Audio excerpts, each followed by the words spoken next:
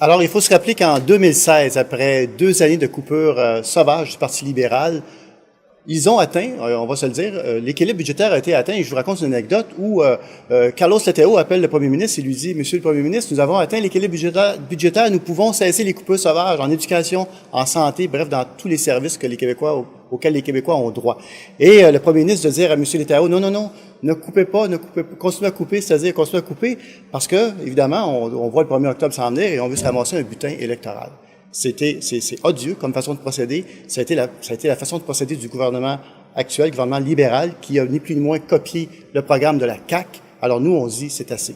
C'est assez, et mon collègue Nicolas Marceau vient d'expliquer le bouclier, donc protéger l'éducation. La plus grande richesse que nous avons au Québec, là, c'est l'éducation, c'est nos jeunes. Et nous, au Parti québécois, on y croit fermement, et on en fait une priorité nationale, et on va s'assurer, pour la suite des choses, que nos jeunes puissent avoir la chance et puissent développer leur plein potentiel du CPE jusqu'à l'université. Alors, quand la CAQ nous dit qu'ils vont retirer 1,4 milliard de l'éducation, parce qu'ils ont doublé la mise du Parti libéral qui, lui, avait dit, nous, on va promettre de couper 700 millions. La CAQ dit, on va couper 1,4 milliard. Le Parti québécois aurait dû dire, nous, on va couper 2 milliards en éducation pour faire un cadeau électoral. Mais on n'embarque pas dans ce jeu-là. Et c'est hors de question que nous coupions des sommes dans l'éducation. Au contraire, nous allons faire en sorte de les protéger parce que notre jeunesse, nos jeunes, c'est trop important pour nous.